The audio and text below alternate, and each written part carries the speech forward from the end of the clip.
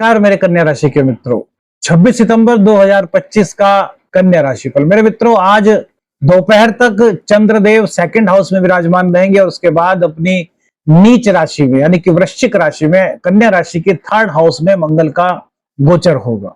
मेरे मित्रों, सबसे पहले आपको बताते हैं कि जब भी कोई ग्रह अपनी नीच राशि से गोचर करता है तो शुभत्व जो उसका होता है उसमें कमी हो जाती है, लेकिन इसका मतलब यह नहीं कि वो अपना फल नहीं करता, या फिर उसका मतलब यह भी नहीं कि वो अपने शुभ फल प्रदान नहीं करता। हाँ, उसकी शुभता में कुछ कमी हो सकती है हमारी वैदिक एस्ट्रोलॉजी के अनुसार। आज सुबह का समय मेरे मित्रों, तो चंद्र और मंगल का जो लक्ष्मी योग बन रहा है, परिवार में अचानक से कोई शुभ समाचार की प्राप्ति आपको हो सकती है। आपके परिवार में, आपके कुटुंब में कोई शुभ समाचार आपको मिल सकता है, जैसे कि आपके भाई बहन है, आपके चचेरे भाई बहन है, उनकी कोई जॉब वगैरह की कुछ संकेत मिल सकते हैं, या फिर कुछ ऐसा आपके पास हो सकता है कि आपके चाचा जी, ताई जी वगैरह है, उन्होंने कोई ऐसा काम किया हो जिससे कि आपका मन एकदम से प्रसन्न हो जाए। मतलब कुछ खुशी की बात आज आपको पता चल सकती है, ऐसा ग्रहों का संकेत है मेरे मित्रों। फिर बता दें मेरे मित्रों, ये जो राशि फल है यह ग्रह गोचर के आधार पर संकेत मात्र है। जो व्यक्तिगत रूप से अपनी कुंडली का अध्ययन आपको कराना है तो फिर आपको विशेषज्ञ से परामर्श लेना चाहिए। दोपहर बाद मेरे मित्रों, जो चंद्रदेव हैं वो थर्ड हाउस में चले जाएंगे और उनकी जो दृष्टि होगी वो अपनी उच्च राशि पर, वृषभ राशि पर भाग्य भाव में होगी। तो मेरे मित्रों, कहीं कहीं ये कंफ्यूजन मिलता है कि आप जब कोई भी ग्रह किसी नीच राशि में हो तो मेरे मित्रों उसका यह भी तो देखिए कि उसकी जो दृष्टि है वो हमेशा उच्च राशि की ओर होती है और यही हमारे जीवन में शुभत्व लाती है। हाँ, ये थोड़ा परीक्षा का समय होता है। क्यों होता है परीक्षा का समय? क्योंकि दो संकेत हमें मिलते हैं। एक संकेत होता है हमारे सामने कि हमें सही रास्ते पर चलना है, ईमानदारी के रास्ते पर चलना है, कर्तव्य निष्ठता के रास्ते पर चलना है, और एक संकेत होता है कि यार आप शॉर्टकट अपनाओ। नहीं मेरे मित्रों, हमें अपने दिमाग को, हमारे अपने व्यक्तित्व को, हमें अपनी सोच को हमेशा सही कदम पर चलाना चाहिए, सही रास्ते पर चलाना चाहिए, सही रास्ते पर बढ़ना चाहिए।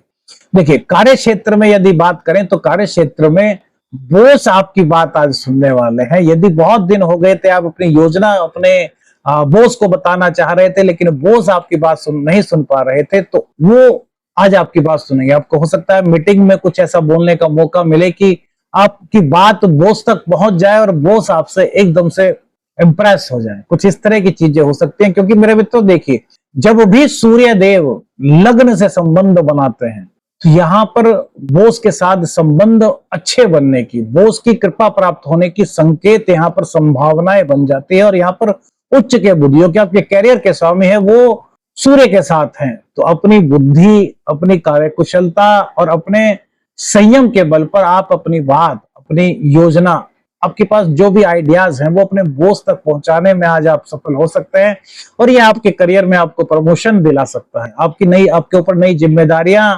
डाली जा सकती हैं जो आपके भविष्य के, एक अच्छे भविष्य का निर्माण मेरे मित्रों कर सकते हैं।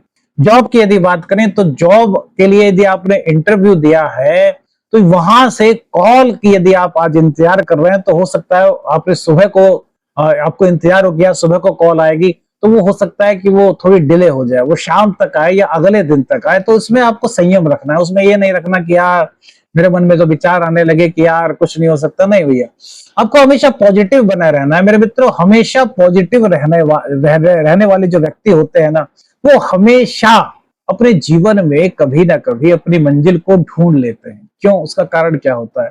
वो कभी भी अपने मन में विचार ऐसे लाते ही नहीं जो कि उनके व्यक्तित्व को कम कर सके।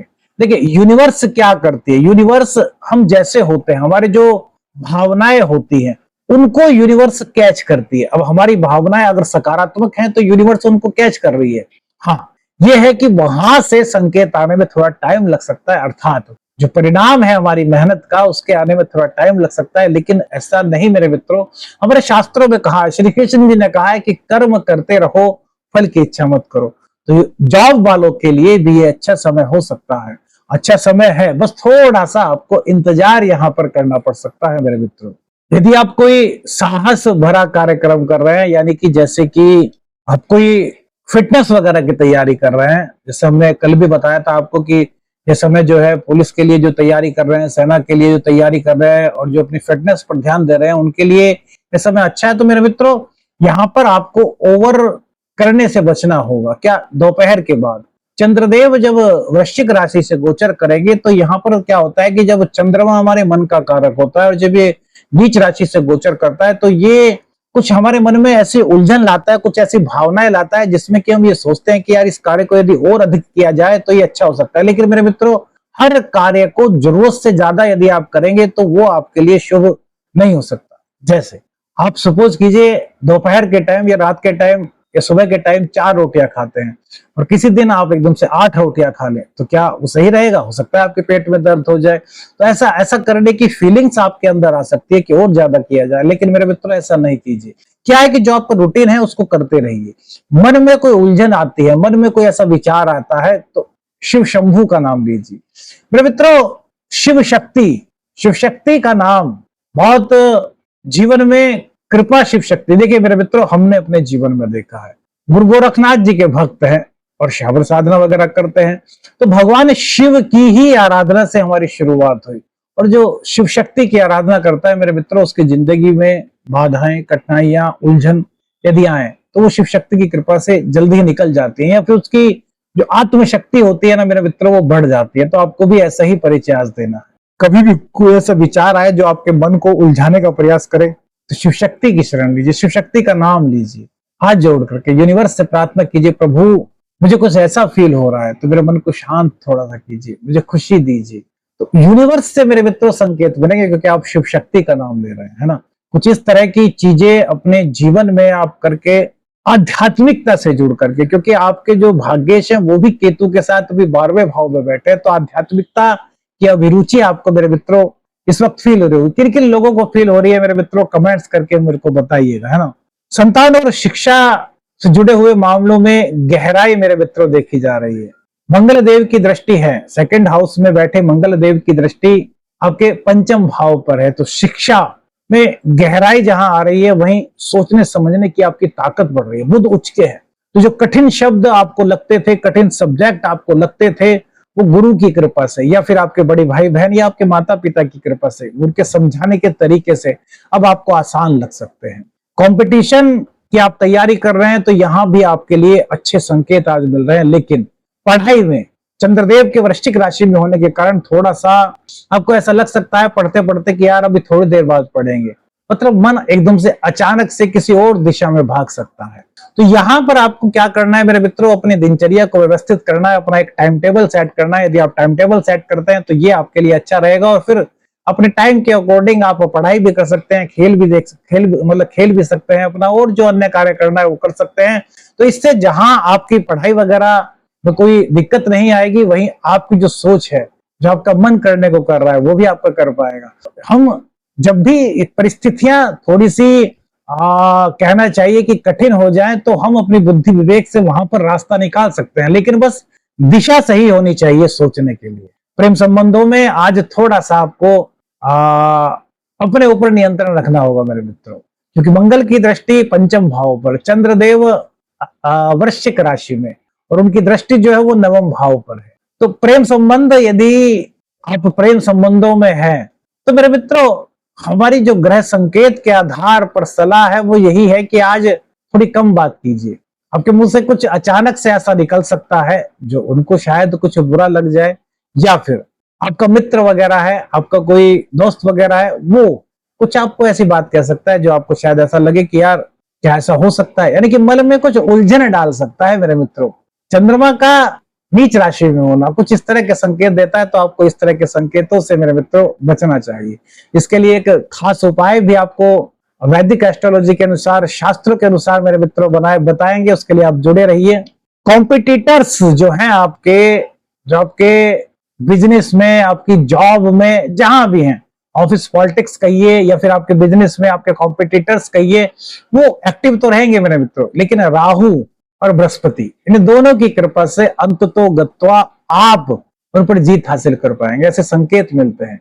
क्यों मेरे मित्रों? क्योंकि राहु की दृष्टि सीधी 10th हाउस पर है, और 10th हाउस में बैठे बृहस्पति का संबंध भी 6ठ भाव से बन रहा है। तो यहां पर बृहस्पति देव की कृपा और उच्च के बुध की कृपा और मंगल देव का सेकंड हाउस में होना, ये आपको विजयश्री के नजदीक मेरे मित्रों ले जाने के संकेत देता है। दाम्पत्य जीवन के लिए स्थिति अनुकूल दिखाई दे रही है। दाम्पत्य जीवन में कोई ऐसी दिक्कत नहीं दिखाई दे रही। हाँ, बस इतना है कि अपनी वाणी को थोड़ा सा नियंत्रित रखना है, एक दूसरे की भावनाओं का ख्याल रखिए। और मेरे मित्रों, यदि आज अचानक से अपनी पत्नी को, अपने पति को कोई गिफ्ट वगैरह दे सके तो दीजिए। अब मेरे मित्रों, यहाँ पर आप कहेंगे कि यार गिफ्ट देने से क्या होता है, अब सब कुछ पत्नी का है या सब कुछ पति का ही तो है। लेकिन मेरे मित्रों, एक अचानक से खुशी होती है। आप खुद सोचिए, आप घर में बैठे हैं, शाम को आए हैं, रात को आए हैं, चाय पी रहे हैं या फिर आप डिनर वगैरह कर रहे हैं, और उसके बाद आपकी पत्नी आपको ला करके दे एक शर्ट, ये आपके लिए, आपका मन कितना खुश होगा।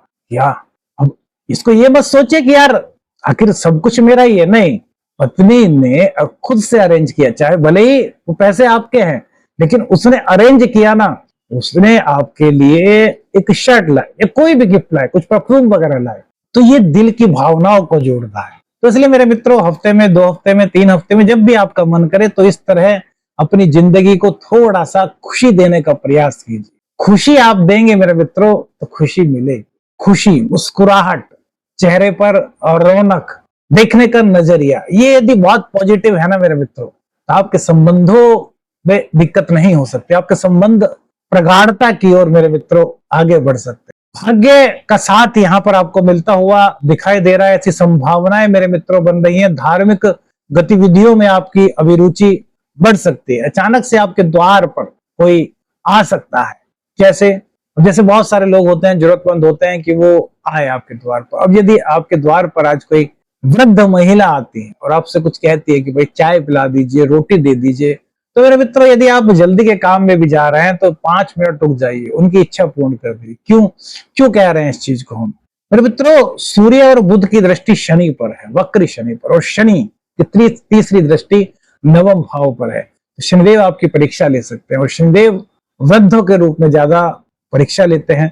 मतलब जरूरतमंद, समझते हैं ना जरूरतमंद कौन हो सकते हैं। तो आप अपनी परीक्षा में मेरे मित्रों इस तरीके से पास हो सकते हैं और शनिदेव की कृपा के पात्र बन सकते हैं। यदि ऐसा कोई आपके साथ होता है तो कमेंट्स कीजिएगा मेरे मित्रों, अपने अनुभव हमें बताइएगा। विदेश से जुड़ा हुआ कोई मामला आपका अटका हुआ था, आपको ऐसा लग रहा था कि यार विदेश के किसी कार्य में अड़चन आ रही है, तो वो आपका अब पूर्ण हो सकता है। वहां पर आपको राहत मिल सकती है। खर्च थोड़े से बढ़ सकते हैं, लेकिन ये खर्च आपके अपने ही परिवार पर हो सकते हैं, आपकी अपनी जरूरतों पर हो सकते हैं मेरे मित्रों। यानी कि बेफजूल के खर्चों की ओर इशारा नहीं कर रहे। अनुराधा नक्षत्र आपके जीवन में गहराई ला रहा है, आपके रिश्तों में गहराई ला रहा है, एक दूसरे को समझने की आपको समझ दे रहा है। सुबह के समय महत्वपूर्ण आज कार्य मेरे मित्रों आपको करने चाहिए। माता दुर्गा की उपासना करनी चाहिए। ओम दुम दुर्गाय नमः का 108 बार पाठ कर सकते हैं। शाम के समय किसी बड़े निवेश को करने से बचिए मेरे मित्रों। गुस्से या आवेश में कोई निर्णय न लें, और परिवारजनों से कटु वाणी में न बोलें, अपनी वाणी को मृदु रखें। अब मेरे मित्रों, प्रेम संबंध और दाम्पत्य जीवन के लिए करें रेमेडी क्या? देखिए मेरे मित्रों, एक कोई चांदी का पात्र यदि आपके पास है, चांदी का पात्र नहीं है तो फिर स्टील की कटोरी वगैरह भी हो सकती है, उसमें थोड़ा सा शहद डाल लीजिए, और इस शहद के ऊपर थोड़ा सा दालचीनी का पाउडर और एक इलायची, हरे वाली इलायची आप डाल दीजिए, और फिर शिव मंदिर में चले जाइए। शिव मंदिर में जाकर के माँ दुर्गा का जो मंत्र है ओम दुम दुर्गाय नमः, इसका 3 माला जाप कीजिए। और 3 माला जाप करने के बाद, ये 3 माला जो जाप करना है, उस पात्र को अपने सामने रख लीजिए और उसको देखते हुए 3 माला जाप कीजिए, और फिर शिव शक्ति से प्रार्थना कीजिए कि हमारे जीवन में जो दिक्कतें हैं, जो उलझने हैं, जो भी परेशानियां हैं, वो दूर हो जाए। और उस मिश्रित जो शहद है उससे भगवान शिव का अभिषेक कीजिए, और फिर स्वच्छ जल से भगवान शिव का अभिषेक कीजिए मेरे मित्रों। ये शास्त्रोक्त उपाय है। वैदिक एस्ट्रोलॉजी के अनुसार इस उपाय को आप कर सकते हैं और अपने जीवन में थोड़ी सकारात्मकता को बढ़ा सकते हैं, शिव शक्ति की कृपा प्राप्त कर सकते हैं। कौन सी बात सबसे ज्यादा अच्छी लगी आज के राशिफल में, अपने अनुभव बताइएगा। वीडियो अच्छी लगी तो लाइक और शेयर कीजिएगा। चैनल पर नए, चैनल को सब्सक्राइब कीजिएगा। आदेश रखने अंजन, हर हर